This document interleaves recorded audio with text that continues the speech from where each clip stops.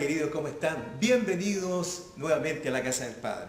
Estamos reunidos aquí para poder escuchar la palabra del Señor a través de otro hijo espiritual que está con nosotros en esta tarde y que sin duda va a ser de tremenda bendición. Ya nos ha bendecido varios hijos, hijas de esta casa y seguimos nuevamente recibiendo la palabra del Señor hoy día a través de Saray Cisternas. El Señor ha de usarla de forma tremenda y nosotros disponemos nuestros corazones, nuestros oídos espirituales, nuestros sentidos espirituales para recibir del Señor su palabra, que debe ser delicia a nuestro paladar, más que la miel, que debe ser delicia a nuestro corazón, como dice la palabra del Señor. Así que nos preparamos. En un momento más estaremos escuchando a nuestra hija espiritual Saray Cisternas. Será de tremenda bendición. Prepárese, prepare un cuaderno, anote los versículos bíblicos, los capítulos. Sin duda va a ser de grande ayuda para el crecimiento suyo también espiritual. Estamos leyendo la Biblia también. Quiero comentarles que estamos leyendo la Biblia durante un año. Esta iglesia ya tuvo el desafío el año pasado y fue de tremenda bendición. Hemos comenzado nuevamente a leer la Biblia durante un año y realmente el Señor está haciendo obras maravillosas. Estamos comprendiéndolas mucho mejor. Ahora, les invito a que puedan hacerlo de esta forma. Les puede ayudar entre 3, 4 o 5 versículos diarios, capítulos diarios, les va a ayudar para avanzar rápidamente y poder concluir dentro de lo que está restando de este año y completar la lectura de la palabra del Señor. Así que los invitamos. También nosotros ya teníamos implementado desde antes el trabajar con los altares familiares. Esta situación de crisis que el mundo está viviendo no nos pilla, no nos encuentra desprevenidos. Simplemente esta vez nos potencia mucho más para seguir trabajando en nuestros propios hogares, con nuestros hijos, nuestros esposos, nuestras madres, familia. Toda la familia debe ser reunida para recibir la palabra del Señor. La Biblia lo dice en el libro de Deuteronomio, que deberíamos transmitir estas palabras a nuestros hijos, a los hijos de nuestros hijos, y simplemente estamos obedeciendo al Señor. Así que seguimos haciendo nuestros altares familiares diarios en cada hogar. Toda esta distribución está haciendo en los hogares de crecimiento con un líder. Tenemos un líder que está comandando, dirigiendo toda esta plataforma. Estás hablando de los hogares de crecimiento. Correcto. Que no es lo mismo que los altares familiares. Correcto, ¿cierto? sí.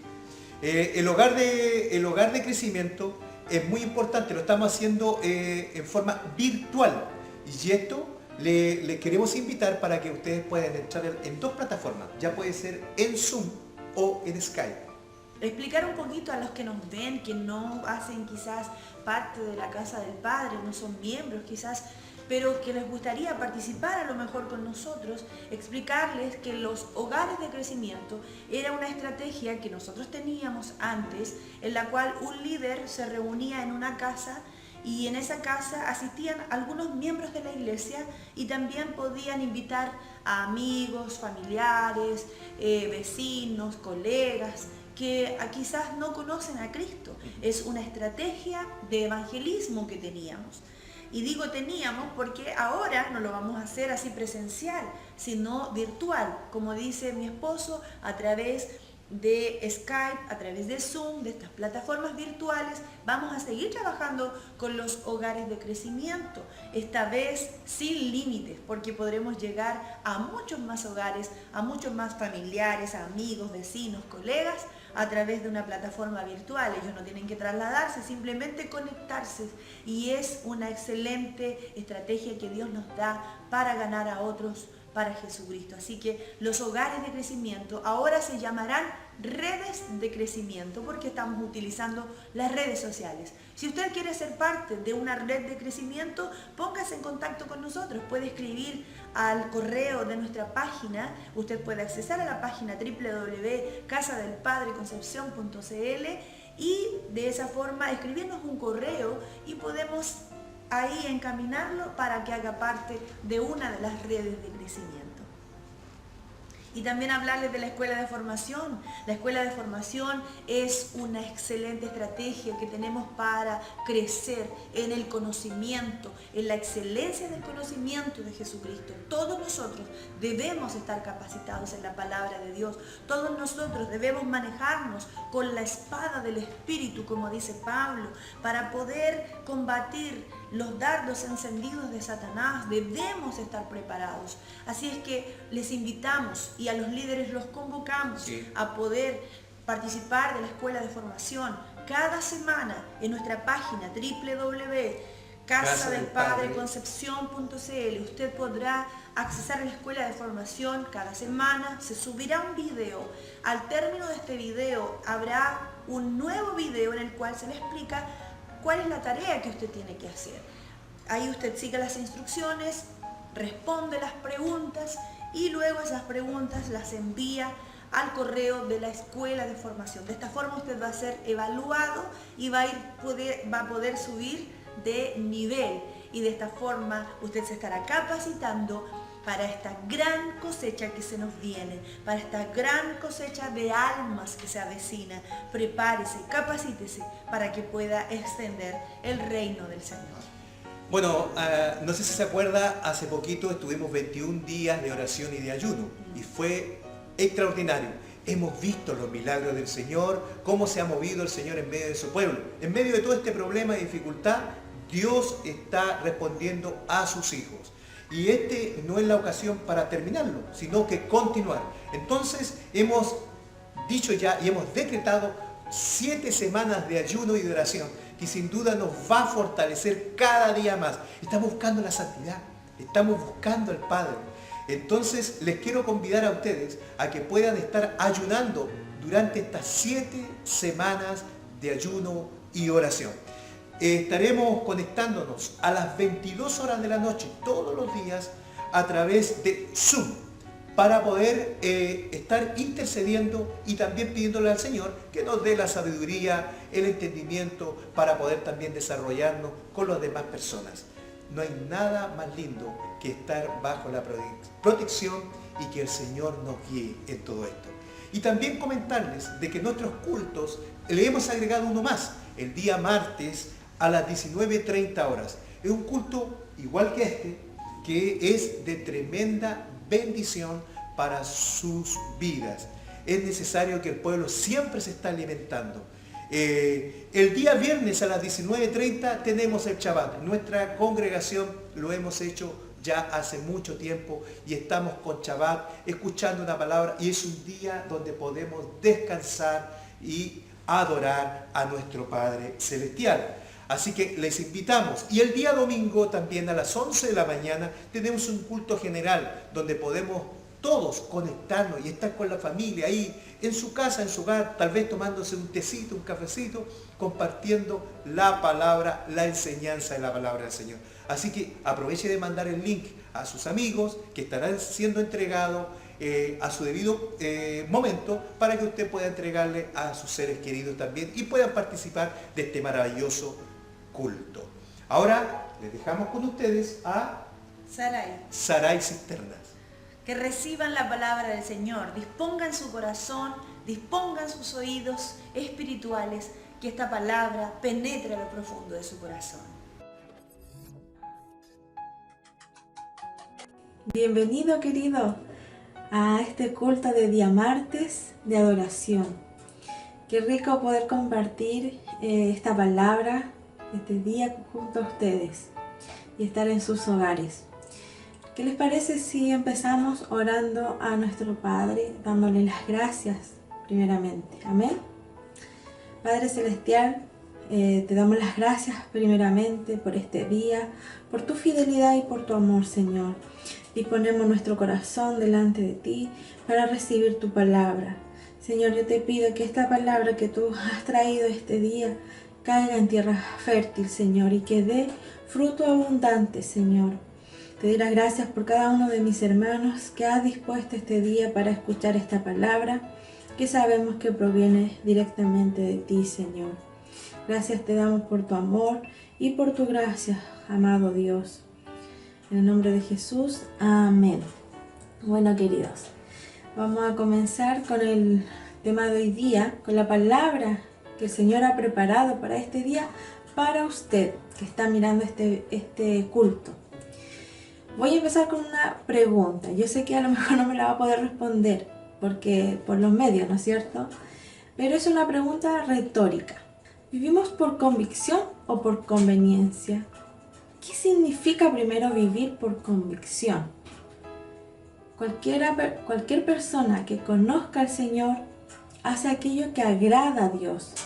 Esto no significa que siempre le va a gustar o que le va a agradar o que va a ser fácil. Es más bien, es un camino difícil de transitar donde nosotros anteponemos la voluntad del Padre antes que la nuestra. Eso es vivir por convicción.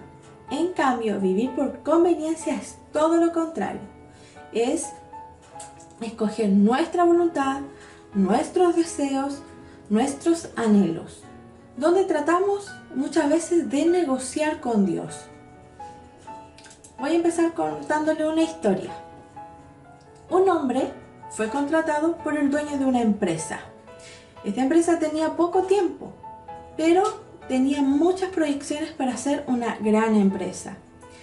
Pasado este tiempo, este hombre mostró grandes dotes en cuanto a la administración y fue invitado a hacer viajes de negocio al extranjero y dentro del país. Muchos lo admiraban por su inteligencia y su capacidad de manejar los recursos y anticipar los riesgos. Frente a su liderazgo, nunca hubo déficit o pérdidas hasta ese momento.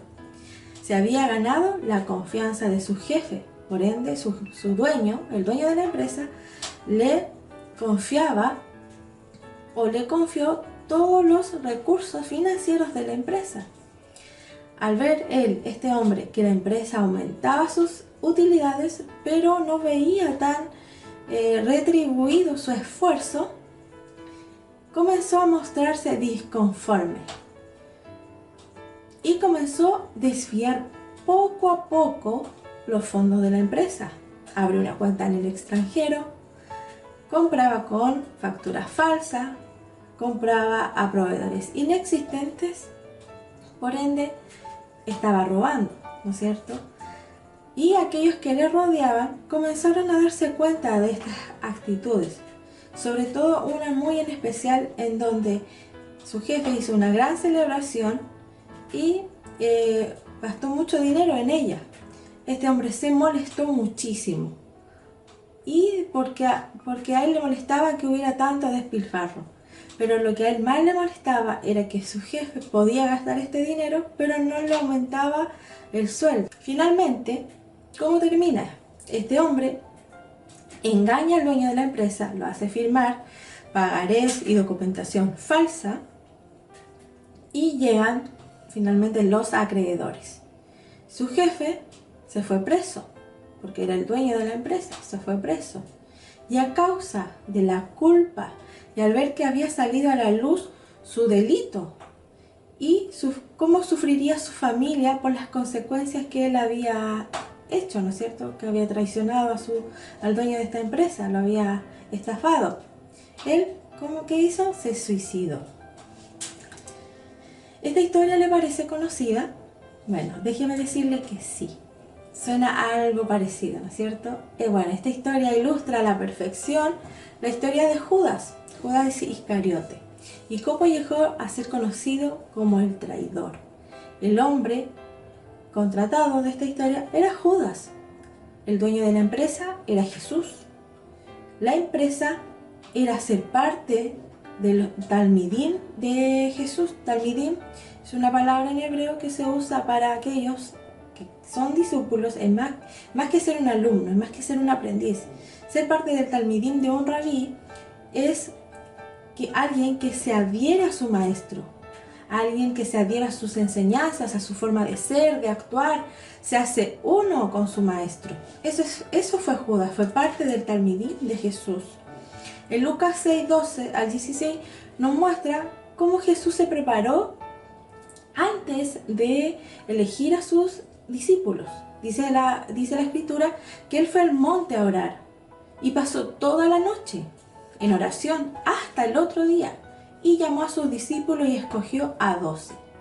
Bueno, ahí la palabra nos nombra a todos los que escogió y en el último lugar nombra a Judas, Judas Iscariote, que llegó a ser el traidor. Hoy quiero llevarlo a conocer más de cerca a este hombre. El nombre de Judas es sinónimo, lo conocemos hoy en día, como traidor. Nadie, ningún padre pensaría si quieren ponerle a su hijo Judas, porque denota, ya está estigmatizado. Pero en aquel tiempo, Judas significaba alabanza o al que reconoce a Dios. Por eso también hay un discípulo que se llamaba Judas, que fue el que escribió la carta, ¿no es cierto? Judas. Era un nombre muy bonito para usar en aquella época, pero a causa de la traición de Judas fue estigmatizado ese nombre. Quizás Judas era nativo de Queriot, a unos kilómetros de Hebrón. Fue el único discípulo que no era galileo. Como era de Judea, quizás no tenía tanta amistad e intimidad con los demás discípulos. Su padre era Simón, y eso lo podemos encontrar en Juan 13:2. Judas, cuando fue llamado, no era un traidor. Era una persona como cualquiera, como usted, como yo. El hecho de ser llamado por Jesús nos indica que Judas tuvo el mismo potencial, al igual que todos los otros discípulos. Hay que recordar que antes de escoger a los 12, como le había nombrado anteriormente, Jesús oró toda la noche buscando la sabiduría de Dios. Los escogió entre muchos. Muchos seguían a Jesús y así sabemos que Judas bien podría haber sido un hombre de mucha promesa, alguien que Dios hubiera usado mucho para bien. Como los otros discípulos, Judas también tuvo que dejarlo todo para seguir a Jesús. Por 3 años tuvo una amistad íntima con el Maestro. Caminó, conversó con Jesús, el Hijo de Dios. Se sentó a la misma mesa. Vieron las estrellas, compartieron el pan, sus ideas, sus sentimientos, sus pensamientos. Judas escuchó el Sermón del Monte. Vio cómo Jesús sanaba a los enfermos, cómo resucitaba a los muertos. Estuvo allí cuando calmó la tormenta. Cuando echó Jesús fuera a los demonios, también estuvo ahí. Cuando sacó a los comerciantes del templo, cuando cogió a los niños en brazos. Judas fue parte del ministerio de Jesús, de contar las buenas nuevas por cada hogar, por cada casa. Fue escogido también como el tesorero del grupo, Juan 12:6. Hay gente que trata de culpar a Dios por la caída de Judas, en la tentación de entregar a Jesús. Pero recordemos que la palabra dice que Dios no tienta a nadie. Es más, de nuestra propia concupiscencia ya somos prestos a ser tentados en eso que ya anhelamos en nuestro corazón. Otras personas afirman que Judas fue predestinado a hacerlo, pero hay que recordar que nosotros, los seres humanos, tenemos libre albedrío. La Biblia nos enseña que el plan de Dios era que Jesús iba a ser traicionado, lo iba a hacer, pero que Judas por su propia voluntad decidió o iba a decidir hacerlo. Alguien tenía que hacerlo, pero fue Judas quien lo hizo por su propia decisión. En Hechos 12:25 dice, Judas se desvió, él se desvió para irse al lugar que le correspondía. Pero ¿cómo llegó a tal punto? Bueno, fue un proceso. Primero, Judas se desilusionó. Aunque no pensó que llegaría a ser un traidor, durante sus 3 años con Jesús dejó de sentir esperanza. Empezó a sentir una desilusión con Jesús. Judas buscaba un reino terrenal. Buscaba hacer riquezas en la tierra, buscaba negociar con Jesús y con la obra. Pero Jesús empezó a decir cosas distintas a lo que eran sus planes. Por ejemplo, que el hombre no debe acumular tesoros en la tierra, sino debe hacer tesoros en los cielos. Otro factor en el proceso de degradación de Judas fue su avaricia. Cuando María ungió a Jesús, fue Judas quien la recriminó, pero porque él quería vender ese perfume no para los pobres, sino para él mismo. porque lo que él amaba era el dinero. Él quiso tener más y más. En el aposento alto, Jesús advierte a Judas, pero a Judas en aquel momento no pudo recibir ni el amor demostrado por Jesús al lavarle los pies. Y aquí me quiero detener un momento. Jesús lava los pies de sus discípulos. Jesús es alguien que se preocupa de esos pequeños detalles que para nosotros pueden parecer insignificantes. Él limpia esas pequeñas áreas que están sucias en nuestras vidas. Jesús le dice a Pedro que lavando sus pies estaría todo limpio. Es necesario dejar que Jesús limpie esas pequeñas concesiones que nos damos o conveniencias que nos damos y que minan finalmente y destruyen nuestras vidas. Judas fue advertido. En esta ocasión Jesús dijo que todos estaban limpios menos uno. ¿Qué indiferencia de Judas? ¿No es cierto? ¿Qué indiferencia? Ya no le importaba nada. Dejó que Jesús le lavara los pies. Aún ya anteriormente, ya había acordado con los fariseos entregarle. Incluso ya lo había vendido por 30 piezas de plata, 30 denarios, que era el precio de un esclavo de aquella época. Y la ocasión en que Jesús cruza las últimas palabras con Judas fue en la última cena. Dice la Biblia en Lucas 13, del 21 al 30, dice: habiendo dicho esto, Jesús se conmovió en espíritu y les dijo a sus discípulos: uno de ustedes me va a entregar. Y uno de los discípulos, aquel que estaba recostado en su pecho, le preguntó: Señor, ¿quién es? Entonces Jesús le dijo: a quien yo diera el pan mojado, aquel es. Y mojando el pan lo dio a Judas Iscariote, hijo de Simón. Y después del bocado, Satanás entró en él. Finalmente, cuando Judas comió el bocado, salió y era, dice la palabra, de noche. Estamos, queridos, a un bocado de perderlo todo. Judas podría haber, en ese momento, no haber aceptado comer el bocado que se le estaba ofreciendo, porque finalmente lo que estaba haciendo Jesús era confrontarlo. Era decirle: Judas, ¿de verdad me vas a traicionar? ¿Vas a ser tú el traidor? ¿Vas a ser tú el que coma este bocado? Si tú te lo comes es porque tú eres el traidor. Pero Judas se lo comió. Y en vez de verse en ese momento descubierto por Jesús y pedirle perdón a su maestro y mostrar genuino arrepentimiento, no lo hizo. Prefirió seguir enorgulleciendo su corazón y endureciendo su corazón. Adán y Eva, vemos una historia parecida. También estuvieron a un bocado, mordieron aquel fruto que estaba prohibido para ellos. Y a causa de esto perdieron todo, perdieron la intimidad con Dios, perdieron la santidad con Dios. Y hasta el día de hoy esto trae consecuencias a la humanidad. Esaú cedió ante un bocado también, hasta un bocado de un guiso. ¿Qué perdió Esaú al ceder a este bocado? Los derechos del primogénito y la bendición de su padre. Queridos, estamos a un bocado de ceder, a un bocado de perder la santidad, de perder la relación que tenemos con Dios. Semillas de concesión, cosechas de destrucción.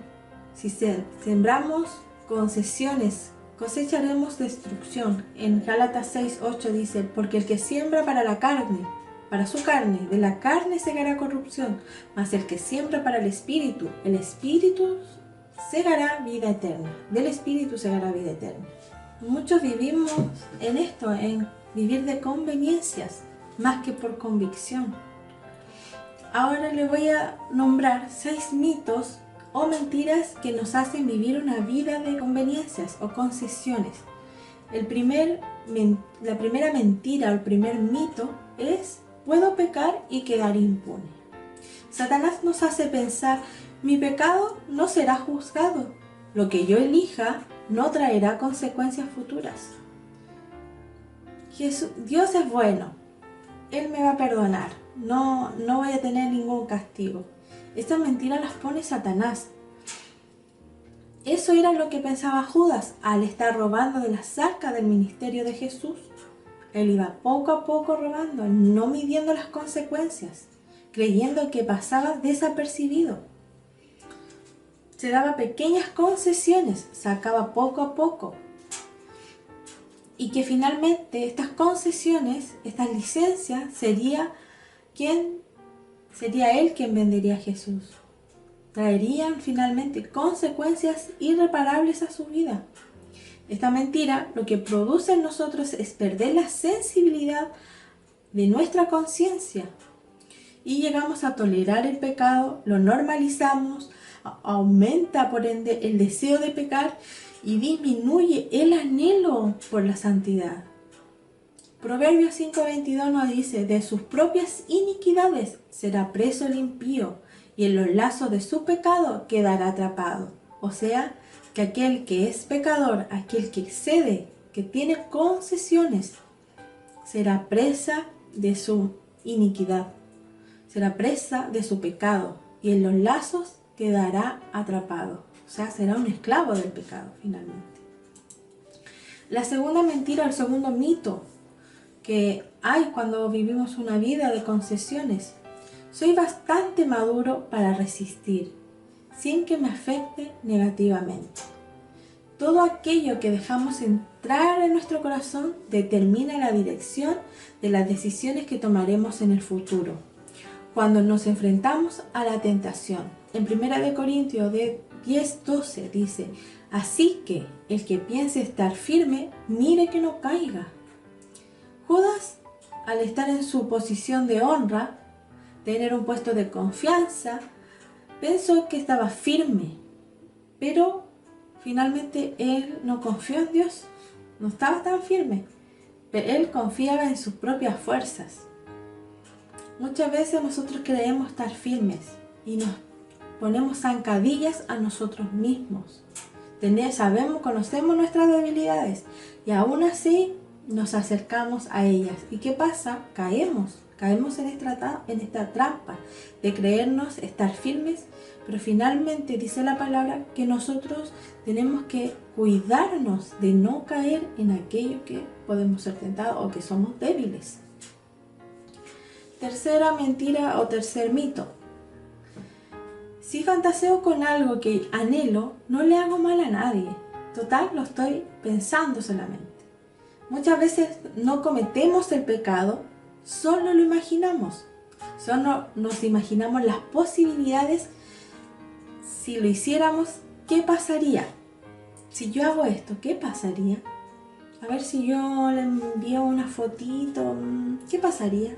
Si yo le envío este mensaje, ¿qué pasaría? Nos damos pequeñas concesiones, conveniencias. Esto le pasó a Judas cuando se molestó por la ofrenda de María. Él imaginó, fantaseó con el precio con el dinero que podría sacarle ese dinero. Por eso él se enoja cuando ve que María quiebra este alabastro a Jesús y se lo derrama a Jesús. Por eso se enoja, porque él ya venía fantaseado con lo que qué pasaría si lo hubiera vendido, hubiera ganado mucho. Eso pensaba él. En Romanos 8:5, porque los que son de la carne piensan en las cosas de la carne, pero los que son del Espíritu, en las cosas del Espíritu piensan o están. Aquellos que son de la carne siempre van a pensar en sus deseos, en sus anhelos, en lo que quiere la carne, en lo que me pide. Pero los que están en el Espíritu piensan cosas del Espíritu, en seguir santificándose.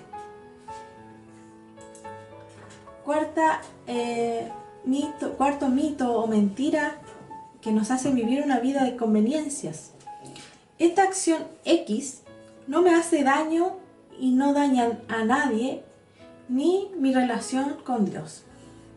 Querido, una vez que nosotros comenzamos a alimentar a monstruos bebés, su apetito crecerá y querrá más y más. La única forma de matar un mal hábito es matarlo de hambre. Es no ceder, y si no te conoce, nunca llamará a tu puerta. Pero si te llega a conocer, créeme que nunca dejará de molestarte. Colosenses 3:5 dice: haced morir pues lo terrenal en vosotros, fornicación, impureza, pasiones desordenadas, malos deseos y avaricia, que es idolatría. Si nosotros para hacer algo tenemos que hacerlo escondida, o no quiero que nadie se entere de lo que estoy haciendo o lo que veo, esa es la línea que se cruza ante el pecado. Si yo estoy en mi celular y estoy viendo algo y veo que viene alguien acercándose y escondo ese celular para que no vea lo que estoy haciendo, esa es la línea que crucé hacia el pecado. Esa acción ya me está haciendo pecar, ya estoy teniendo conveniencias, estoy haciendo concesiones. Si yo estoy viendo una película en el televisor y veo que viene alguien y la cambio rápidamente, esa acción ya está minando mi vida, ya hay algo oculto, algo malo en eso. Pero si alguno, dice Juan 10:11, pero si alguno anda de noche, tropieza, porque la luz no está en él. Judas salió de noche a entregar a Jesús, salió en la oscuridad, se tropezó de noche, porque en verdad la luz nunca estuvo en él, la luz no estaba en él. Quinta mentira o quinto mito. Debido a que me siento tentado, ya debo ser culpable. Entonces, ¿para qué resistirme? Esta es una de las mentiras, querido, y trampas favoritas de Satanás, lo que llamaremos la falsa culpa. En esta batalla, Satanás siembra estos pensamientos. Por ejemplo, no puedes negar que lo deseas. Puedes ir tras ese deseo. Ya sabes que nunca vas a ser 100% fiel a Dios. Sabes que en verdad nunca vas a ser santo. Tú ya te conoces. Sabes que no puedes controlarte, que no puedes decir que no. Esas son mentiras que pone Satanás, pone la falsa culpa. Pero esas mentiras, queridos, no son evidencia de que eres culpable en ese momento. Esa es la falsa culpa que pone Satanás para que tú cedas a la tentación. La tentación en sí misma no es pecado. La palabra dice que Jesús fue tentado en todo, pero no pecó. O sea, ¿qué quiere decir en todo? En todo, hasta en lo sexual, por ejemplo. La palabra nos dice que fue tentado en casi todo o en todo menos en esto. No, dice que en todo, pero no pecó. Entonces la tentación en sí misma no es pecado. Dice en Santiago 1:12, dichoso el que resiste la tentación, porque al salir aprobado recibirá la corona de la vida que Dios ha prometido a quienes los aman. ¿Qué tenemos que hacer frente a la tentación? Resistirla. Eso tenemos que hacer, resistirla. Satanás hizo caer a Judas en esta trampa. Cuando se le ofreció el bocado, él ya estaba aceptando. Total, dijo, chuta, ya fui descubierto, me lo voy a comer nomás, total, ya soy traidor ya. Pero él todavía no entregaba 100% a Jesús. Si bien lo había vendido, todavía no lo había entregado. Sintió al tiro que ya él era culpable, la falsa culpa.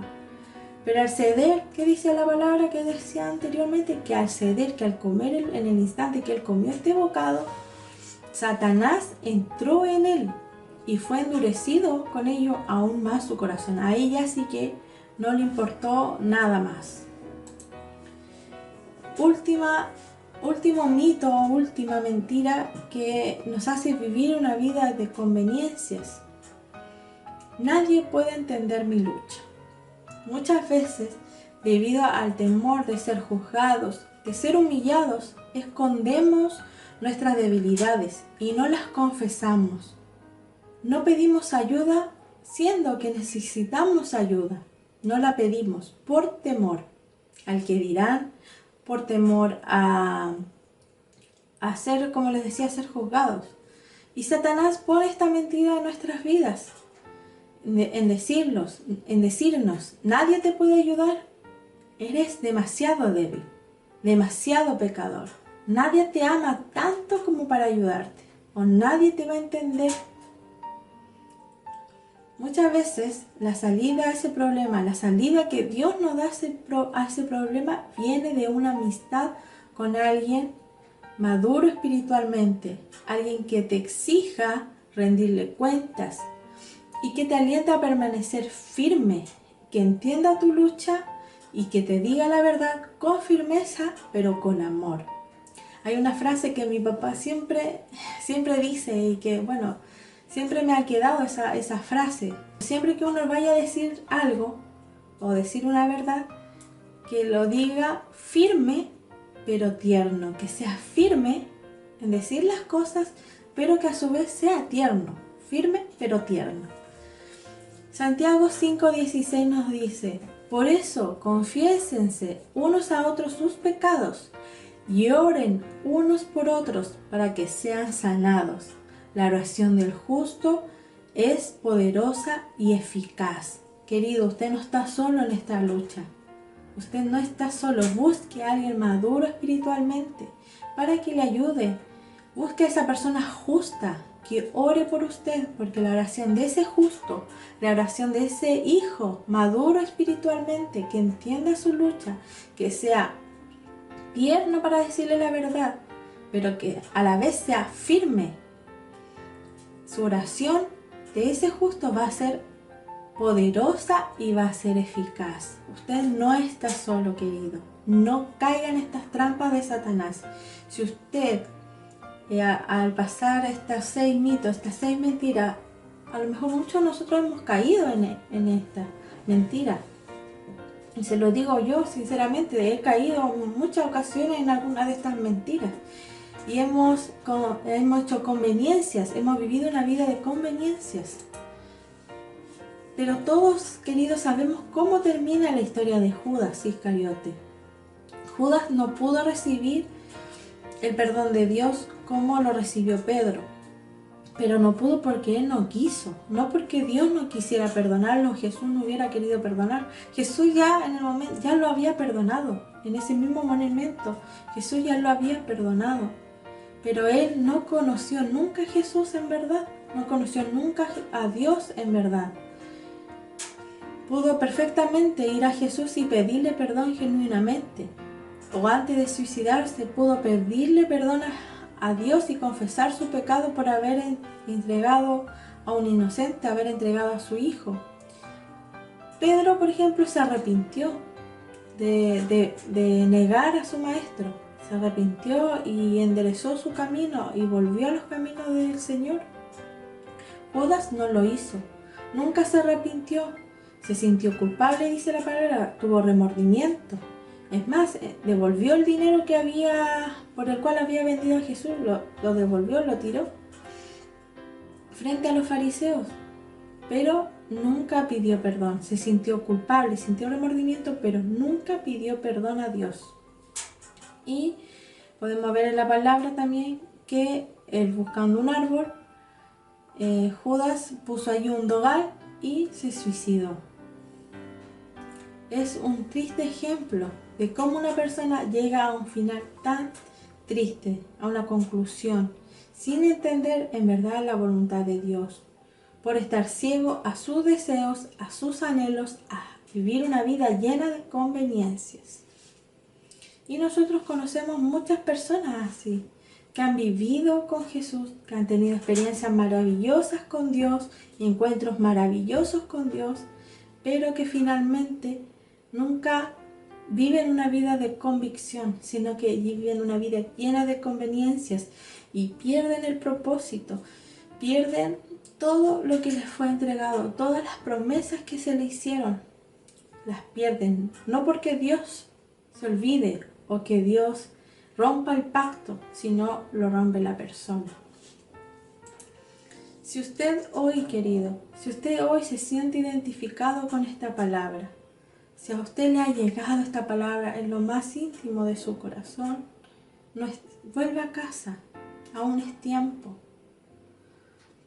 O si aún estando en las cosas de Dios, aún estando orando, participando de las 7 semanas de ayuno, leyendo la palabra a diario, escuchando las ministraciones, participando de las redes de crecimiento o y de la escuela de formación, aún se siente vacío, aún no logra percibir el amor tan grande que Dios tiene por usted, no logra percibir el propósito maravilloso que Dios tiene para usted, es porque aún le falta abrir su corazón en sinceridad y dejar que Dios se haga parte de su vida y que Él se haga fuerte en sus debilidades. Él se haga fuerte en aquello que usted es débil. Y establecer realmente una comunión y una intimidad verdadera con nuestro Padre. Jeremías 24 dice así: pondré mis ojos sobre ellos para bien, y los volveré a esta tierra, y los edificaré, y no los destruiré, los plantaré y no los arrancaré, y les daré corazón para que me conozcan, que yo soy Jehová, y me serán por pueblo, y yo les seré a ellos por Dios, porque se volverán a mí de todo su corazón. A lo mejor el corazón que usted tiene hoy día es inservible, pero Dios promete darle un corazón para que lo conozca. Promete cambiar su corazón y darle uno que esté abierto a su amor. Y Él nos hará parte de su pueblo. Si nosotros, si usted, si yo nos volvemos a Él siempre con todo nuestro corazón. Quiero terminar con las palabras de Jesús.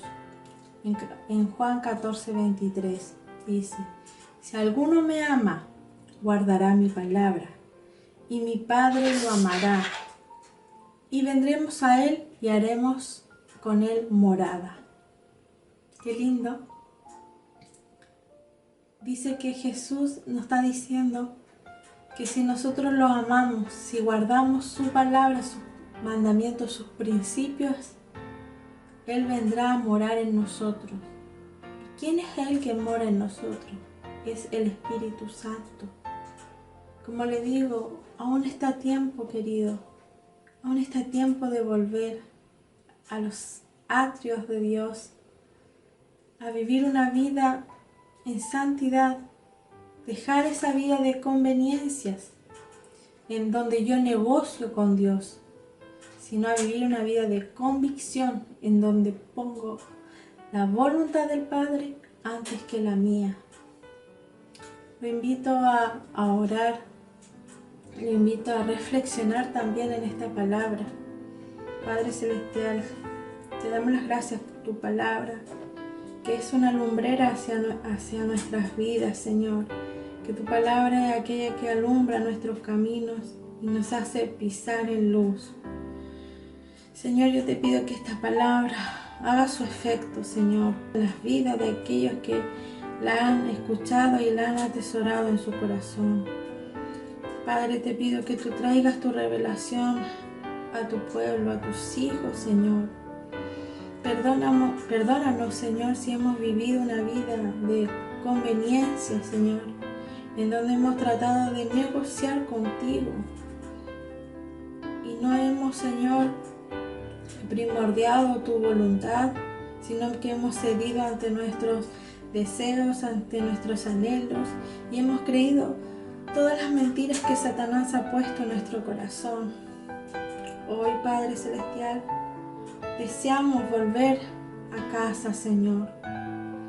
Deseamos poner tu voluntad primero antes que la de nosotros y vivir una vida, Señor, en intimidad y comunión y santidad contigo, y que tú vengas a morar en nosotros, Señor. No queremos terminar como Judas, que él, viviendo contigo, teniendo experiencias maravillosas contigo, nunca te conoció y por ende su vida fue minada y destruida, Señor, por sus propias decisiones, por sus propias conveniencias, Señor. Perdónanos si te hemos fallado en este camino, pero, Señor, sabemos que tú aún das tiempo a aquellos que que desean arrepentirse genuinamente. Gracias, Señor, por tu palabra. Gracias por tu amor hacia nuestras vidas. Gracias, Señor, por tu gracia, por tu fidelidad. Señor, te pedimos que tus propósitos se cumplan en nuestras vidas. Oro por cada uno de mis hermanos que está mirando esta predicación, que sea, Señor, plantada en tierra fértil, Señor, y que dé mucho fruto. Gracias, Señor, por esta oportunidad que me das de entregar tu palabra. En el nombre de Jesús, amén. Bueno, queridos, para concluir, recuerde que cada viernes tenemos nuestro culto de Shabbat a las 19:30 horas. Queda cordialmente invitado. Así también para el culto de domingo a las 11 de la mañana, realizado por la familia pastoral. También lo invito a ser parte de la escuela de formación de la iglesia, de la Casa del Padre. Podrá encontrar más detalles de esto, más información en la página de la iglesia. También lo invito a ser parte del grupo, del equipo de intercesión, de la oración de intercesión. Cada día nos reunimos a las 21 horas, dirigida por nuestros pastores. Y recuerde suscribirse, ponerle me gusta y compartir los cultos y las predicaciones para que esta red siga creciendo y podamos llegar a cada rincón. Amén. Gracias, queridos, gracias a mis pastores por darme esta oportunidad de entregar esta palabra. Muchos cariños, que estén muy bien. Chao, chao.